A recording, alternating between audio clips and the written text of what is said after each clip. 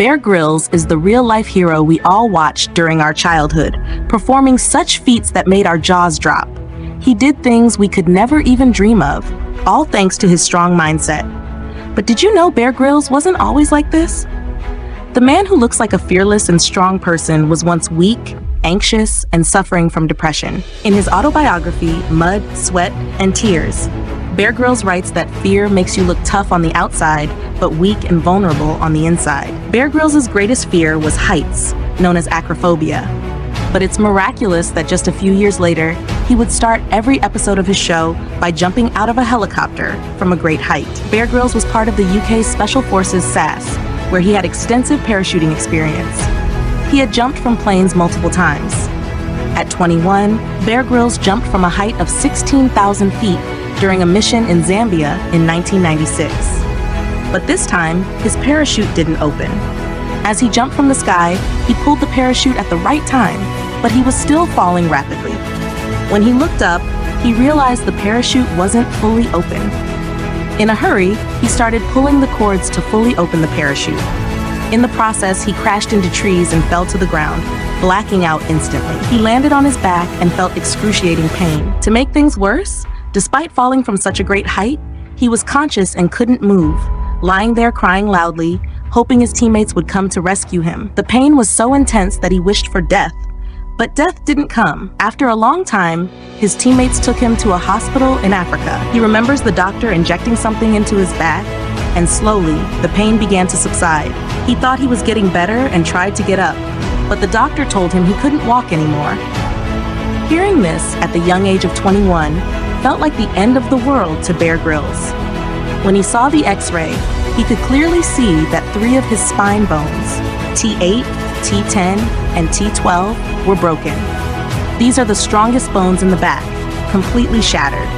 The young man who used to climb mountains could not even walk to the bathroom now. He says that falling from the parachute and breaking his bones didn't hurt as much as spending a year in the hospital, enduring the pain of healing those bones. Lying on the hospital bed, he often thought he might never walk again. His reason, meaning, and purpose for living were adventure, exploring new places. This injury had taken away his reason to live.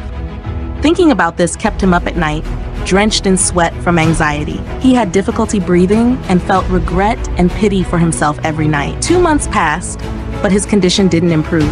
It worsened. The pain increased and his body stiffened. Seeing his condition, he became more negative. Nothing felt good anymore, and he would get angry and cry over small things. Gradually, he slipped deeper into depression. People who knew him thought Bear Grylls was a very positive person, mentally tough, and would face this problem with courage and positivity. But it wasn't so. He was only 21 and very scared, not knowing how he would live the rest of his life or what he would do. He could see his dreams shattering before his eyes. Late one night, lying in bed, his eyes fell on a photo frame of Mount Everest kept far away. Since childhood, Bear Grylls and his father dreamed of climbing Mount Everest. Seeing dust on that photo frame felt like dust had settled on his dreams too, which he couldn't bear. That night, he was alone. Summoning the courage, he stood up and, with the help of crutches, reached the photo frame and wiped the dust off. He fell asleep, thinking about how he could give himself the courage to live. This thought deeply settled in his subconscious mind, giving him hope and courage to live. The next morning, when he woke up, he remembered something his grandmother used to say. "Bear, my boy, whatever happens in life is for the good. It's human nature to find reasons to make ourselves unhappy and troubled. Whenever you find yourself in trouble, always remind yourself that whatever is happening is by God's will, who never lets anything wrong happen." At that moment, he understood the depth of these words and felt that he could have died in the accident. But since he was alive, it meant God had a better plan for him. After this, he stopped worrying about what would happen next in his life, whether he would walk again or not, whether he could return to the Special Forces. When his overthinking reduced, he felt peace in his mind, and his stress and negativity started to decrease. He began to repair his mind before his body. As his mind became stronger, his body also began to heal. His wounds started healing, and his bones began to mend faster. He remembered something his closest friend Ed Ames once told him. Often, God's call includes birth, death, and then rebirth, and this injury marks your rebirth. Bear Grylls says he was like a newborn baby with no worries about the past or future, just grateful for the present. Life often doesn't give us a second chance, but if it does, be very grateful. He was grateful for his life, his broken back, and his dreams. He took that picture of Mount Everest in his hand and shouted, "As soon as I get better, I will climb Mount Everest and touch its peak."